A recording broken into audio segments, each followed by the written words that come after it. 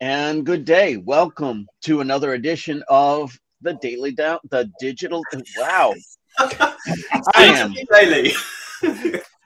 daily. That's a hurdle I'm not ready for yet. Welcome to another edition of the Digital Download, which is the longest there we go. running weekly business talk show on LinkedIn Live. Oh, that was painful. Yes. It's only taken me 18 months to learn that. The longest running weekly business talk show on LinkedIn Live. Today, we are talking about unlocking career success with special guest Mark Herschberg. Mark says success isn't just about technical skills. It's about the toolkit of career skills that can set you apart. He's going to share with us what he means by that and ways we can upskill ourselves. But before we bring Mark on, let's go around the set and introduce everyone. Tim, would you kick us off, please? Yes, thank you. My name's Tim Hughes. I'm the CEO and co-founder of DLA Ignite, and I'm famous for writing the book Social Selling Techniques to Influence Buyers and Changemakers. Excellent. Thank you. Birthday boy. Cool. Many happy returns of the day. Happy birthday, Alex. Thank you. Yes, my name's Alex Abbott, the founder of Sapiro. And if you hadn't figured it out, it's my 50th birthday today. So my wife had kindly arranged my office this morning when I came downstairs and I saw this. Excellent. Well, happy birthday. All day, so here I am. There you go. Thank you. Adam. Hi, I'm Adam Gray. I'm co-founder of DLA Ignite. And I would like to say I'm glad that you've got all the numbers on there, Alice. I thought it was your 60th. Too kind. Ouch. And myself, I am Rob Durant, founder of Flywheel Results and a proud DLA Ignite partner. Today, as I mentioned, we have Mark Herschberg talking to us about career success and upskilling our skill set. For those of you tuning in, and those of you that have maybe a friend who is open to work, why don't you reach out to them, ping them, have them join us? We strive to make the digital download an interactive experience, and audience participation is highly encouraged. Yeah. So, with introductions done, let's bring on Mark. Mark, good morning and welcome. Please tell us a little bit about yourself and what brings you here today. Thank you. Good morning, good afternoon. My name is Mark Herschberg.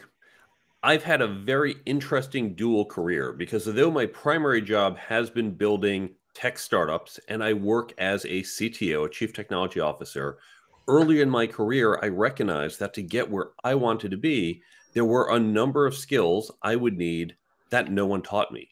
Skills like leadership, communication, team building, networking, stuff we've all heard, stuff we've been told is important, but no one actually said, and here's how to do it. So I set out to develop these skills in myself. We didn't have shows like this that I could turn to back then. I realized these skills apply not just to the C-suite, but to everyone. So I started to upskill my entire team. And as I was doing so, MIT had gotten similar feedback. Companies were saying, we want to see these skills, not just in your students or people we hire from your school, but everyone we hire at all levels. And we can't find it either. So I got involved with a program at MIT referred to as MIT's Career Success Accelerator. And I've been teaching there for over 20 years, helping to teach these previously untaught skills to our students. And so I've had this parallel career building tech startups myself, but teaching at MIT and elsewhere, and then the book and speaking and everything that came out of that. So, Mark, it's amazing to me that MIT recognized the need for these. Why do you believe these skills aren't regularly taught in schools, whether it's the high school level or college level or whatever the case may be? There are historical reasons for this. High school is a relatively modern invention going back maybe about 150 years. Prior to that, we just sat on the farm and learned from our parents. But when we got to high school, all we really needed was basics, reading, writing, arithmetic. We just needed to know how to move off the farm into the factory and read the sign saying, "Do not touch spinning blade." We just needed basic skills. You didn't need to be a good networker to work on an assembly line. So those skills really weren't important. Now, if you look at the university level, that has a different history. That history goes back almost 1,000 years. And universities are run by professors. Wonderful people, very smart, but they are very deep and narrow. And so when you go off to university and you say, "I want to learn marketing," well, the marketing professors, the ones with the PhDs, have said, "Well, we are the experts, and we've decided if you want a marketing degree, you have to take these classes, some intro to marketing, some mid-level, 1 or 2 senior level classes. And if you do all that, plus the school wants you to take some general stuff, a science, math, a history, yeah, fine, do that too. But we, the marketing people who guard this field, have determined if you take all these classes, we'll give you a piece of paper that says, you know this much about marketing." We're not saying you're a good marketer. We're not saying you're a good employee. We're just saying you have this level of knowledge. And that was sufficient 70 some years ago.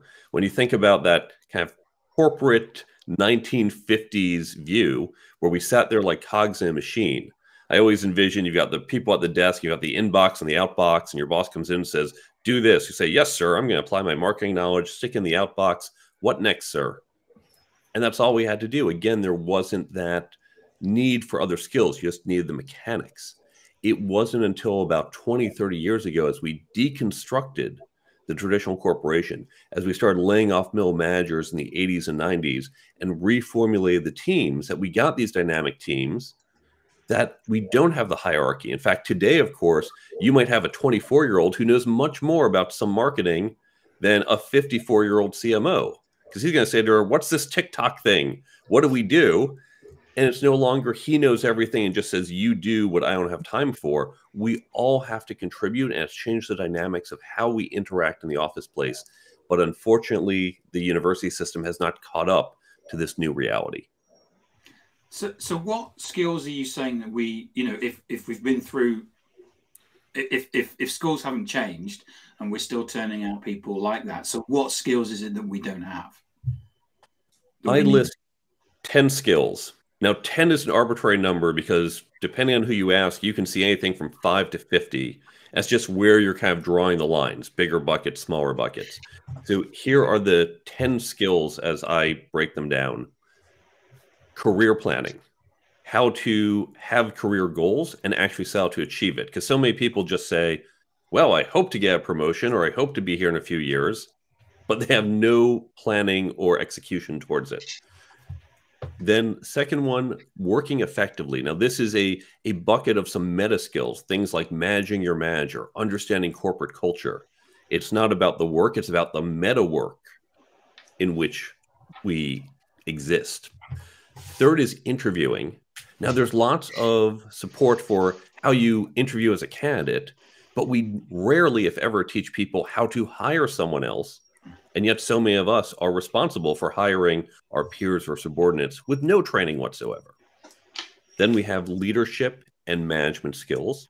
And I break that down to people management and process management. And then finally, I have a set of 4 skills in the end: communication, networking, negotiation, and ethics. And these skills, again, come from research we've done at MIT and elsewhere, where companies said, this is what we're looking for, and we just can't find it. So when it comes to something like leadership skills, how can I practice leadership skills if I'm not in a leadership role? Great question. Great question, Rob. I know it is. I asked it. I'm going to give you 2 answers. First, this is an exercise for the listeners to do later. I want you to think about leaders you admire and come up with a list of what are the skills that you would look for in that leader? What is it you admire? What is it you would like if you were emulating that person? What are all the attributes of a good leader? After you come up with that list, sit down and imagine you are now the leader and you have to pick people for your team to be your follower. What are the skills or attributes you would like to see in your followers? And what you're going to find, I'm going to give you the punchline now. Go on, tell us. Yeah, it's going to be the same. And so we can practice those skills as a follower. We can learn it even if we're not in that senior position. And most importantly, what people don't realize, leadership is not positional. We think of this in like the military. Well, you have a higher rank and therefore I follow and do what you say. But again, in the workplace, true leadership is influential. If you think about some of the greatest leaders of the 20th century, people like Martin Luther King or Mahatma Gandhi, they were not authoritative figures. They did not have some elected office where they could command others.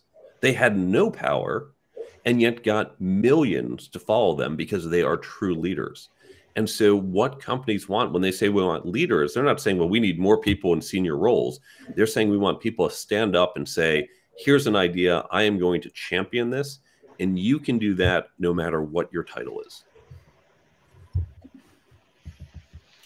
Yeah, we had a CEO come on, Mark, recently, who I can't remember what he called it, where he was just he was expecting the people that work for him to come up with the ideas, and in fact, you know, he was trying to create an environment and the culture where those people would do that. And that's what most companies want. Yeah. It's absolutely, it's certainly what you know. I think quite often we seem to have got into this situation where we assume that the people in hierarchy have all the answers, and we don't. In fact, we probably do, and they don't. And actually, what they want is this leadership is they want us to come forward and actually give them the answers. In fact, I talk about this in the book and with my students. I often think of hierarchies as inverted. We normally look at hierarchy and we see this pyramid. We see the people at the top.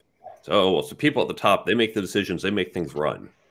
But let's imagine if you take a company, for example, an automotive company, if you got rid of the bottom 3 layers of people, just got rid of all of them, said all we have are the mid and more senior layers, what happens to that company? They have a lot of meetings, they do a lot of paperwork, but nothing actually gets built. The people doing the work are gone. Company's going to shut down. If, on the other hand, you got rid of the top 3 layers and you kept everyone else, okay, they might not run quite as well. You might be missing some guidance there, but it will still operate. They can actually produce work. And in all of our companies, it's the people on the lower levels who do the actual work, who generate the value. Those of us more senior, our job is to provide support for the people who actually create the real value. And so I always like to think of org charts upside down, that those of us in the C-suite and in more leadership roles, we are underneath supporting the people doing the work. And that's how we have to look at organizations these days. This is brilliantly refreshing. So normally what happens is that we have a guest on and they say something and then we all pile in and tear them to pieces. Well, we don't tear them to pieces. You know, we have debates about it. And what's happened is the first 2 kind of statements that you've made, we've just sat here going, yeah, that's just brilliant. You know, it's so obvious and so straightforward that you know, your analogy about us viewing the pyramid up the other way, you know, yeah, if you get rid of the top 3 levels, the machine continues to run. It may not run in the right direction, but it does at least still operate. And it's a beautiful way of viewing that. So how can, bearing that in mind, how can somebody use that to help them plot their own strategic journey and their own career development within these organizations? Well, let's go back to the basics of career planning. And this is something no one does, almost no one. And I want you to take this in mind for yourself. And if you are any type of manager, you should be doing this for your team as well. Now, let's just think about our corporate jobs. Imagine your CEO came to you January 1st and said, here is a critical project. 50% of the company revenue depends on this project, and you are the person solely in charge of this. Get it done by the end of the year. Would you say, okay, sounds good. Let's put a meeting on the calendar December 31st. I'll show up in your office and cross your fingers. Let's hope I deliver. That would be insanity. No one would risk 50% of their company on, well, cross our fingers and let's see what happens in a year. Instead, you say, well, this is a project. We are going to create a project plan. We are going to have check-ins every week, every month. We're going to see how we do. We know whatever plan we come up with is going to change as it goes. We also know day one, I can't tell you what I'm doing every day of the year. I don't know what I'm doing October 16th as of January 1st. I'll figure it out when we get closer. And we're going to have some sense of, are we on target, off target, change the target as we get closer to December 31st. Now, that's normal for our jobs. But when it comes to our career, what do? We say, well, I hope to make director in 3 years. I hope to make VP in 7 years. All right, I'm going to cross my fingers and hope I get there. 100% of your income depends on this. You wouldn't do a 1-year project without a plan, and yet we let our careers just go forward and let's see if we make it. But we can apply some of the same techniques to our career planning. Say, well, here's where I want to be in 7 years. Where do I need to be in 5, in 3? We can start to backtrack. And what trips people up is they say, but I don't know what I'm doing in year 3. Well, you also don't know what you're doing in October in this year-long plan. You have some vague placeholder. Well, we should probably be putting the things together and starting maybe the QA on it. So you say, well, here's roughly where I need to be. If I need to be here in 7, I can't go right from where I am to a VP. I need to be a director sometime around year 4 or 5. And so we can backtrack. And just like with our project plans, we have a regular check-in. Say, hey, how are we doing? Do we need to course correct? Do we need to change? We can do that with our career. So something simple you can do right now is you can take your phone out. You're still going to pay attention to this, but you're going to take your phone out, open the calendar application, create an event that says, think about my career, and set that as a recurring event every 6 months. And now you've just created a regular check-in. That's the simplest thing you can do. And now you're not just crossing your fingers to see where you are 7 years from now. You're being a little more proactive in planning. I get that, but I think that's potentially quite easy for us to visualize because we're all old. And but when you're young, if you're in your mid-20s, you've had, you're out of university, you've had 2 years in the workplace. The first year you were looking for the right job, so you were working as a barista and you decided that wasn't the career for you. And then you've had a year in your proper career job. Actually, the reality is you don't know anything at that age. I know I didn't. I knew nothing about, and it's interesting because the things that have become blindingly obvious to me as I've got older is that all of the skills that you need to be successful in life are really simple skills that we inherently have. And yet we tuck these away and we think that what's important is that I have to do this thing or go on that team building thing or do, and those are the predicators of success. And actually smiling and saying please and thank you and turning up on time and stuff like that is the key stuff. But when you're young, you don't know that. The only reason you know that is that you keep turning up late and not getting the business. And then you realize, maybe the two are not entirely disconnected. So how do young people not only learn these skills, because it's something, when you tell somebody who's young, honestly, it's as simple as this. You need to do these 5 things. They look at you as if you've come from another planet because they don't believe that the key to unlock it is so simple. So how do they learn those skills? What young people should do, and really any of us should do when we're looking at further up on the ladder or lattice, if you've heard that model, is to talk to people further down the path. They don't even have to be further down your path. One of the mistakes we make is we teach people about careers in this very binary way. If you think back to when we were kids and Johnny's mom would come in and she was a doctor and she'd talk about being a doctor, and then the teacher would say, do you want to be a doctor? Yes or no? Oh, I want to help sick people, or no, I don't. Do you want to be an accountant? Yes or no? It's no. Binary. And see, that's the answer. But in fact, when you look at jobs, now we all say, well, I know what a doctor does. Every 7-year-old understands what a doctor does. Well, actually, most people don't. We think, well, doctor takes care of sick people. Here in the US, if you're a doctor and you're in private practice, yes, you take care of sick people. You also do a heck of a lot of paperwork. There is a huge amount of paperwork, which every doctor I know hates. And there's dealing with all the insurance company issues. And if you run private practice, you have to hire staff. You have to go find clients. You have to come up with a budget and work with your accountant to figure out, are we making money or not? There's a whole bunch of other skills that we don't talk about. In fact, for some people, that's more of the work they do than actually taking care of the sick people. And so we need to break down any and every job we look at. And even again, for those of us who might be mid-career, say, well, if I want to get to this next level, tell me, what do you actually do? Because we might see our boss or so on the next level. Well, we see them, they run the meetings, they seem to make these decisions. But what we don't see is the paperwork or the solo work, or they're spending lots of time doing budgets or managing risk. And by understanding not just the role, be a doctor or not, but all the different components, we can do a few things. First, we can say, do I want to do all these things? Oh my God, there's 60% travel. I don't want to do that. That's not the role for me, even though it sounds cool, even though the headline of the role is great, the actual tasks are less fun. But then also, once we understand these tasks, we can say, wow, how do I do that task well? What skills do you wish you knew 5 years before you took this role? What makes someone successful or not successful? We can get guidance from someone further down the path than us. Mark, when you say that, that reminds me, as you were talking about, well, you know, if we sit down and say 7 years from now, 5 years from now, I want to be a director. It's one thing for us to do career planning and think like that. But how many of us really just treat it as time entitled?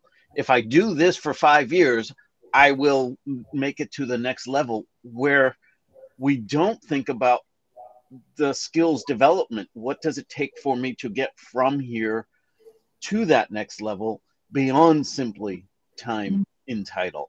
How do we identify the skills, and then what do we do about working on them? Not all of us can go back to college.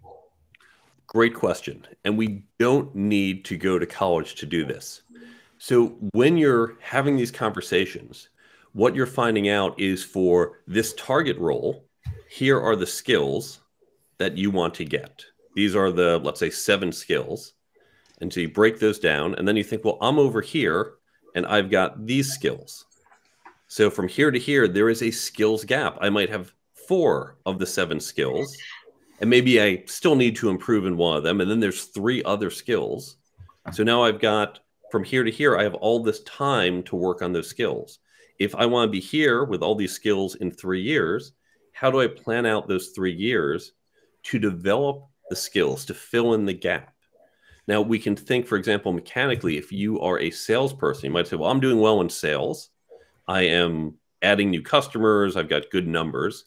But if I want to be a VP of sales, at some point, I have to demonstrate that I have opened new territories. That's very important for a VP. You can't just sell a lot. You have to open brand new territories. I've never done that. So how do I do that?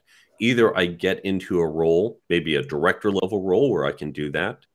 Maybe I move to another company that's a smaller company that's looking to expand, where I just say, yep, everyone's going to get some new territory. Or maybe I talk to my boss and say, you know what, maybe not this year, but next year, as part of my development, can you assign me a new territory that I can develop? So once we've identified the skills we have, the skills we need, and what that gap is, we want to create that plan. And it could be going back to school, getting a master's degree.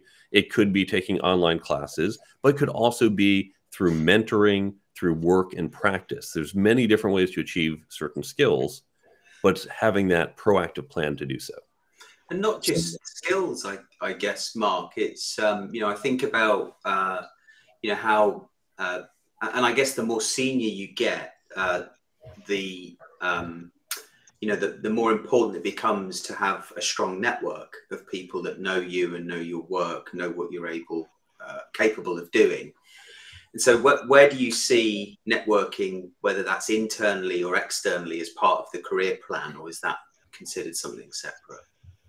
No, it absolutely is. And I First, love that you bring up internal versus external networking. So many of us don't think about internal networks because we think, well, the network's how I find a job, and I have a job, so I don't need these people. But our networks deliver so much more than jobs. One thing that we've all come to accept is our cell phone as an extension of us. If you said, Mark, what's the fastest land mammal? I don't know, but I always have it with me. I'm going to pull out my phone and look it up, and in seconds, I have access to that knowledge. The phone is an extension of my brain with all this other knowledge. In fact, our network, also accessible through this device, our network is the same thing. What do I need to know about opening an office in Germany? I don't know, but there are people in my network who do, and I will call them up and say, I need help understanding this. And they will hopefully help me. So yes, it can get you jobs, but it can get you other things. It can get you customers, partners, suppliers. It can get you information, answers. I was brainstorming with a guy I had worked with about almost 10 years ago.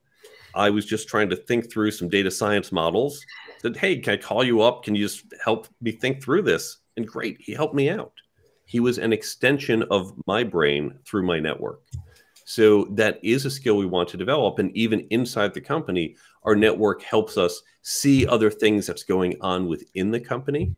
And our network is also helpful if we have to deal with some corporate politics. So we should proactively develop our network. And we should even say, I need my network to be more extensive in certain areas, which, by the way, aren't limited to just your industry.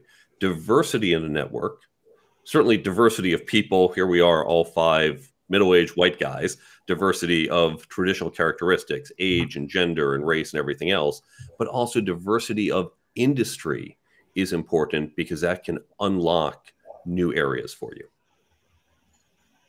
Yeah. Is it worth picking up some of the comments, Rob? Yes. Let's see. If we start at the bottom and work upwards.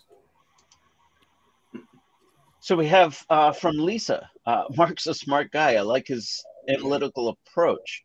You have to look at the JD. I imagine she means job description and the systems. Oh, and the that's what that JD okay. touches. Yes. And, you know, she actually picks up on something interesting to me as well.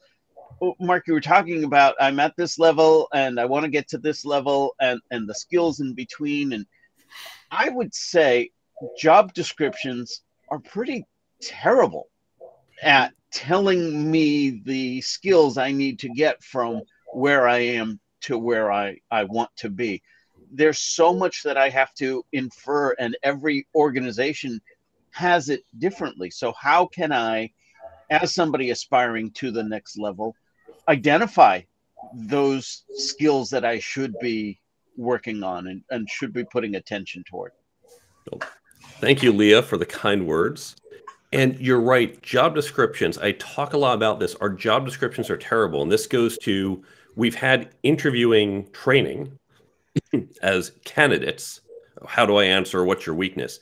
But we don't train people as hiring managers what to look for. And that begins with a job description. Usually what we have is a street lamp effect problem. If you haven't heard this term, the street lamp effect is this old joke. There's this man, this drunk guy who's staggering around the street. A police officer sees him and says, what are you doing? He says, oh, I'm trying to find my house keys. He says, okay, I'll try to help you out. So they're looking around the street. And after half an hour, they're not finding it. And the officer says, are you sure this is where you lost them? Because we're not seeing it. And drunk says, no, I lost them in the park. He says, well, if you lost them in the park, why are you searching here on the street? Drunk says, well, there aren't any street lamps in the park. It's all dark there. And so we look where it's easy to look. If you look at most job descriptions, oh, you need 7 years of experience with X. Very easy. Have you worked with X for 7 years? Yes or no? I can measure that. Do you know why? I can ask you, how do you do this? How do you manufacture these chemicals? And either you know how to do that or you don't. What we are not as good at is understanding, how are your leadership skills? How are you at team building? And so we, the job description creators, often don't even think about what this means. And then we don't think about measuring it. So you're absolutely right. And there are these hidden implied things that are just below the surface. They're almost unconscious in the mind of the interviewer, which makes it very hard for us as candidates because we have to understand what are they actually looking for, and then how do I sell myself into that? Now, even when it's explicit, I'll give you one of my big pet peeves. And I was guilty of this myself earlier in my career. I would write job descriptions that would say strong leadership skills, strong communication skills. We see this often. What the heck does that mean? What are strong communication skills? Does that mean you can get up on the TED stage in front of 10,000 people and deliver a fantastic world-class talk? Those are great communication skills, probably not what they're looking for. Does that mean you can write super succinct emails? Also a great communication skill, but maybe not what they're looking for. Does it mean you can communicate technical ideas in your domain to other people? Maybe it means that. It can mean lots of different things, but most people who write that don't even know what they mean. And so again, as a candidate, you have to figure out what they want and then sell yourself into it. So our job descriptions are terrible, unfortunately. Have you seen Dan's comment, Dan Rockwell, saying to get to the next level, assume you are the level and now document it? Yes. And then he follows up with the whole notion of a job is cast completely different in the face of AI. Now, we people, not to be experts, we have capacity. Do they have capacity to learn, to endure, to embrace, to bend, to agree, to challenge? Which actually leads me to another question I had listed. So we've mentioned networking and leadership skills. And why are networking and leadership skills crucial, especially in the age of AI and rapid technological change? When you think about all the things that we want to do, and actually let's back up, let's talk about how AI is going to impact our jobs. Because I think most people tend to look at as, well, is my job at risk? And we know with a tool like AI, when you look back in history, we see time and again the creative destruction of new technology. We see how technology has put the milkman no longer exists. Elevator operators no longer exist. Farmhands do exist. There's just fewer of them. But the good news is there's fewer of them because we all would have been farmhands 200 years ago. And now we can do things like this. So we're going to lose jobs, but it's going to create new jobs because without technology, we would not all be here today. But all of us are saying right now, I don't want to be the person losing a job. And what it comes down to, it's again, don't look at it in a binary way. Break it down into those tasks and say, here's the 7, 12 tasks that I do at work. Create that list. And next to each one, you want to do two things. First, how much value does this deliver to the customer? Now, a customer might be the company's customer. It might be internal customers. It might be the people you support. But you can think about, well, I generate financial analysis. Okay, fantastic. You also probably schedule meetings. We all do that. Or you send a summary update of your project status. That's not generating a lot of end value, but it's something we need to do to just keep the machine going. So we all have this list of tasks, and some are higher value, lower value. And some of these are more likely to be automated by AI, some less. Scheduling meetings, hopefully one day my AI can talk to your AI and I don't have to worry about playing calendar Jenga. Or doing a quick summary, if I can say, I've looked at all your emails and tasks this week, here's the key points you probably want to send to your boss. Great, you just saved me some time. And that was lower value stuff. If you can do the higher value stuff, I need to find other new high value stuff to do. So recognize our jobs will be evolving. Usually it's not wholesale like the milkman, say I have a job or I don't. We're going to lose some of those things to automation. Make sure you focus on the higher value activities. And this goes to your question of leadership and networking, because those are two areas where AI is going to be much weaker than us. It is not going to know how to lead. It can help you in your leading. It can help you craft a vision or a message, but it can't itself encapsulate that vision, can't come up with it and say, this is what we need to do. Likewise, it won't know how to reach out to your network and give you guidance. Think about trying to find these people, but you're the one who built those relationships and can utilize those relationships. So if I'm hearing you correctly, I hear you say that AI cannot build networking connections for me? Absolutely not, because networking is about relationships. So many people think networking is collecting business cards, or, oh, I've had all these people on LinkedIn. That's not networking. Saying someone you met once and add on LinkedIn is now in your network. That's like saying, I was at a bar last night, I met this girl, I got her phone number, she's my girlfriend.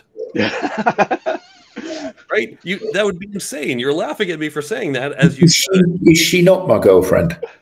Yeah, well, I get bad news for you. Not quite there. You're like, well, that was step one. Now you have to build the relationship. Now you have to take her out on dates. So I met you once, I got your card, I add you on LinkedIn, but now I have to build that relationship. That's just not dating, but it's that human connection over time. AI can't. Now it can maybe make it easier. How do I send an email saying, great meeting you? How do I make it sound nice? AI can help. But it's that relationship we have. That is what networking is all about. So let's see. I understand that people have been using ChatGPT and AI to create dating profiles, etc. I've heard that as well. I can also tell you I get a lot of excuse me, a lot of sales spam, which is clearly AI generated from the salespeople, but those are not relationships. Those are attempts at transactions. So this week I actually did it the other way around. I put the spam emails into ChatGPT and asked ChatGPT to basically write a sarcastic but polite email to let the person down. And I sent a few of those out. It was good fun. I hope you share that online, because I shared it when I did it. It's on my LinkedIn profile. Fantastic. Nice. So Mark, another serious question for you now. So in the era of sort of co-creation and the need for individuals to collaborate and co-create things by, you know, sharing their minds, as you mentioned earlier, where do you see that playing a part in one's career success? That is becoming a more and more important part of our careers. It goes back to what we said earlier. The 1950s model of work was we sat there as cogs in the machine. And so we just did what we were told, and our boss generally knew more than we did. But if you look at the modern systems, I gave the example earlier, the 24-year-old who knows more than the 54-year-old about social media. The 54-year-old can't even envision, what can we do with this? How can we use this to move forward our mission, or even to come up with a new strategy? And so we have to collaborate, particularly across departments, across people, to synthesize new opportunities. And so this means that engagement with others and that communication and teamwork is becoming so much more important in our jobs, because that's where we're going to unlock value. The mechanical, I'm just going to turn as a cog in the machine, that's the stuff more likely to get automated away by AI or other tools. So you're spot on with the importance of those skills. And I feel like leaders, the older generation, let's say for now, will want to adapt and support that collaboration and co-creation with the younger generation. But when I think about, you know, Gen Zs and the percentage of the workforce that will be Gen Z in just a few years' time, I kind of assume, and it's never a good thing, but that they won't feel the same way. They'll know better. They'll want to do it their way. What's your thoughts on that? I don't think it's so much they want to do it their way any more than all of us when we were young. At 23, you think you know everything. Well, my way's better, and I just learned this, and you're out of date. And I think all generations, including Gen X and probably some of the other millennials, certainly, all think they know better. So I don't think Gen Z is unique in that experience. Where I do think they are different, and what I'm hearing from my peers, other companies, from what I'm seeing with my students and others, is particularly the last few years, younger millennials and Gen Z all got disrupted in their social maturity as we all sat home, especially Gen Z during some crucial years in high school and college and just out of college. They lost a lot of time just learning socialization skills. Now, it might be in high school, basic socialization skills. It might be socialization in the workplace if they were just out of school when COVID hit. But there's been a lot of, I think the term I want to use is one we're not supposed to use anymore, just a lot of backslide in terms of development of those skills. And I think we need to help move them forward. Something I encourage companies to do these days, a lot of companies are doing hybrid workplaces, some days in the office, some days remote. And what I encourage companies to do is something counterintuitive. The days at home, that's the days where you really want to focus on getting work done. I'm going to actually create the report. Remember, put the TPS cover on it. I'm going to write the code, whatever it is you do. But when we are in the office, in fact, there, we want to emphasize more some of the socialization. We want those water cooler conversations. We want people to say, look, I know you're only in the office for 2 days this week, but take some of that time to go get coffee with a coworker. Now, managers hate this. Managers want people in the office because if you're a manager, it's harder to see what's going on when you're all remote. As a manager, I can kind of see, I can look around the office, see who's working, who's collaborating. I can see, are people stressed? Are people happy? How things are going? Harder to do that over Zoom. So managers like people in the office because they can see and watch.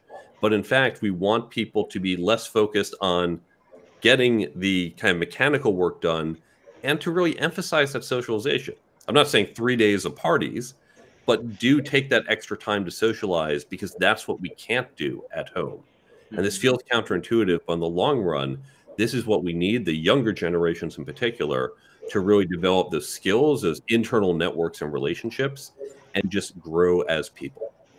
So do you represent the organization or the individual when you're working with them? Yes. And there's not much of a difference because if you look, for example, here in the US, we've got the auto workers on strike. And you say, well, it's the workers versus the company. But right now, nothing's getting done because they're not working together. But I will say my work, I'm typically a fractional CTO, CPO, fractional chief technology officer, chief product officer. So I'm an executive building things. I build tech companies. This work, everything we've been talking about here, I do not do consulting or coaching in this area. And that's because, one, I'm busy with this. Two, I'd only help a handful of people. So I just give away stuff for free. There's a whole bunch of free downloads on my website. Take it. If you have a question, call me. But I don't want to be hired to help you because then I'm not helping a larger set of people. Yeah. So what advice would you give someone that is looking to improve their career? So, there might be a structure in place for one to progress through, through the runs on the ladder that the company has created, and that may not align with the individual. So what advice would you give to the individual that may be able to, challenge the company to ensure that he or she gets what they want from their career with the company? It's actually the company who I think needs to change in this case. Okay. I have an article entitled, "Let's Face It, This Career Isn't Going to Last Forever." And most of us know, and our bosses know, we're not going to be here 20 years from now. Oh, don't talk about it. We can't admit someone might leave the company because that might start a panic and others might leave. Here's the reality. We're not going to be there. Your boss isn't going to be there in 20 years, probably. So let's have a conversation during our annual review or semi-annual or whenever you do it and create an environment. The company needs to create an environment in which you, the employee, can say, here's where I want to be in 5 years, in 10 years. And it might not be here. And everyone says, that's okay. We're going to help you develop and learn. And if at some point that's going to take you somewhere else, let's have a conversation about it. I actually tell everyone I hire, and when I join a team, everyone who works for me, I tell them a story about my father. My father was a doctor who worked in a hospital. And in his first job, he said to his boss, listen, I am going to look for a new job. I want to let you know so you can start to hire a replacement because I don't want you to be short-staffed. That makes it more difficult for you, the other doctors. It can put the patients at risk. So let's plan a transition. And his boss said, well, you can start looking today. You're fired. Now, my father made his boss's job easier. My dad was going to leave, but was going to do so. And so, like, if you need me to stay a little longer, I'll work out a start date with the other company. But his boss took it badly. And so I tell all my employees, if you're unhappy and want to leave, first, I hope you'll come to me. We can talk about it. Maybe I can address it. But if for whatever reason you have to leave, I had one person, for example, he said, listen, my wife just got into law school. In 6 months, we're moving across the country. And this is before remote work was really common. I said, okay, great. No penalty. He wasn't fired. I still sent him to a conference, which I was planning to do. I was because, oh, well, now I'm not going to invest in you. Because if I did that, no one would trust me again. But that made my job easier. And it builds trust. It tells your employees you care about them. And that's what we want in today's workplace.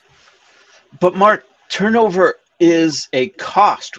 We're taught that all of business principles, recruiting and lost productivity and so on and so forth. Why would we ever consider facilitating additional turnover?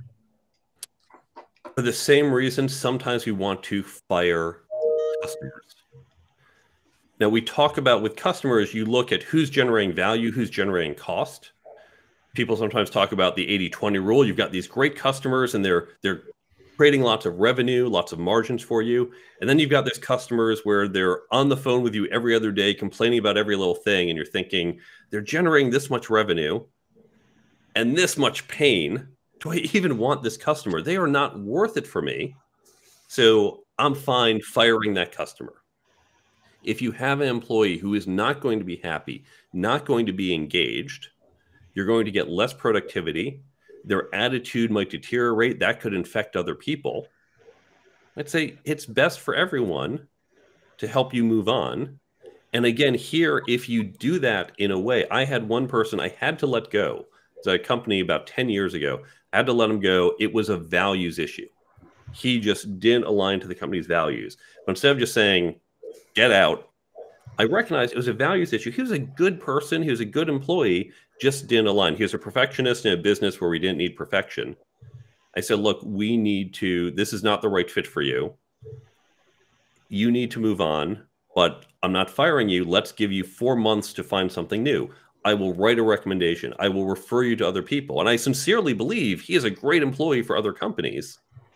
And so I helped him find a new job. And when I heard from someone else at the company, I said, that is the nicest way I've ever seen someone fired. That was incredible how you supported him. And my other employees saw, I will support you. And that creates more value. That mitigates the temporary pain of I'm losing someone by having a team that says, wow, what a great environment we're in. So you're right, there is some pain, but there's a lot of benefit as well. Yeah, I like that. And I love Yayan's comment there, Rob. I'll bring that up. Yeah. I'll give you the wings. Don't be afraid to fly. I'd love to know if you did fly, Yayan, but I have no doubt that you did, because a boss that says that to you must recognize the potential in the individual. And we as managers all have a responsibility to the people we manage to help develop them, even if at times it takes them away from us. Mark, I mean, I just want to take that on a little bit further in terms of using words like mentorship, sponsorship, being an ally of people. How do you, what do you think about that as leaders? You know, should we be mentoring? Should we be sponsoring? Should we be allies to people? 100%. And let me give you a specific concrete way to do this. And this is one of the free resources I just give away. I'm not selling a program. It's please take it. When you think about these skills, learning these skills, it's a bit like learning a sport. I can teach you the rules of football in 30 minutes, but it's going to take you a lifetime to learn how to play. It's not just knowing the rules, it's practicing, it's doing. And that's true with these skills. There is no, here's the 3 rules and now you're a leader, or do this and you magically communicate. There's a whole bunch of rules, but we have to practice and try. Now, it's tricky. If you think about people who play football, they are spending many more hours off the field practicing. We only see them on the field for a couple hours a week, but the real work happens off the field.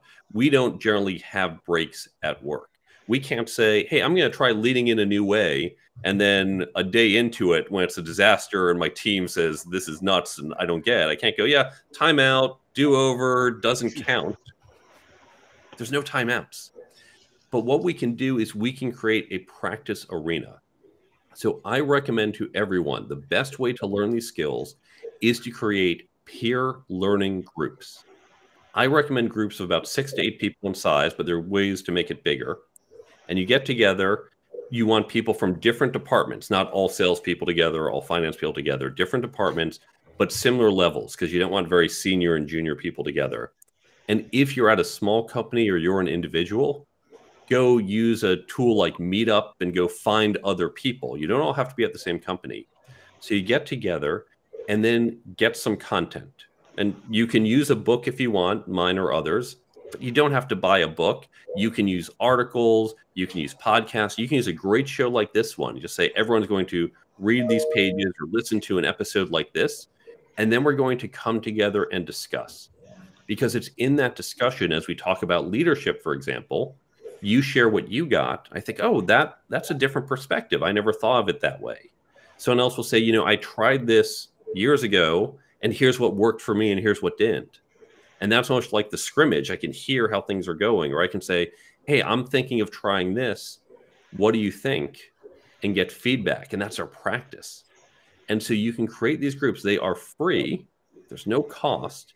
But when you create these groups, you get 4 incredible values. First, you're creating engagement with your employees. You're saying, I care about you. I'm upskilling you. Second, you get that upskilling. You get improved, better employees.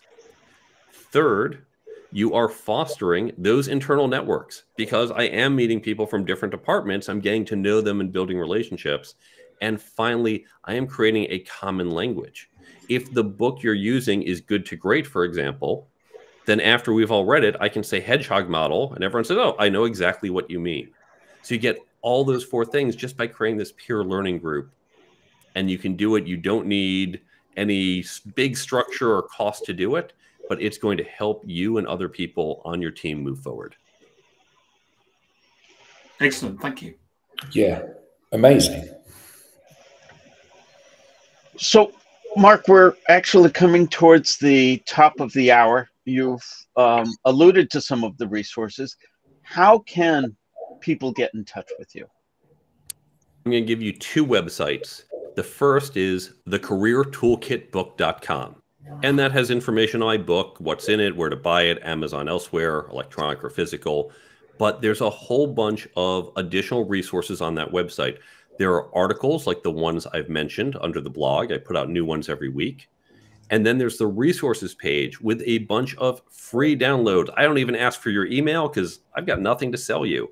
The very first download is how to develop this guide. And by the way, the copyright's open, so you can take my name off. You can put your name there and say, hey, boss, I have a great idea. Here's the write-up.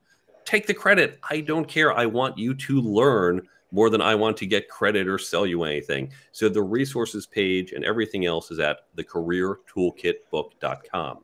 Now, there's a second website. I have a free app, because where we read information isn't where we need information. Some of the ideas you've learned here, what are the chances that you're going to remember it next week? What are the chances when you read a book like mine, you're going to remember it 2 months from now? You read the networking tips, but at that conference, you're saying, what were they? So the Brain Bump app is free from Apple and Android. And you can go to the website brainbumpapp.com, and that will take you to the stores, or you can search directly. It is a free app.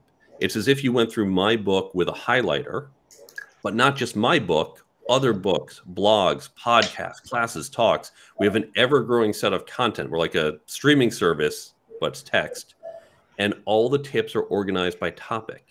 So you can quickly find what you need. For example, as you're walking into that conference, you pull out your phone, you open the app, and you tap networking, and there are all the networking tips right as you need it. Or if you're trying to be a better manager, you can set up a daily reminder, 9 a.m. each day. As you go into work, you might want a management tip. You don't have to open the app. It just pops up. You look and say, oh, right, great, swipe, done. 2 seconds a day will help you retain the things you learn. So this is all free. Everything is free at the Brain Bump app, and you can find it at brainbumpapp.com. One more time, those two websites, please. brainbumpapp.com and marketing book.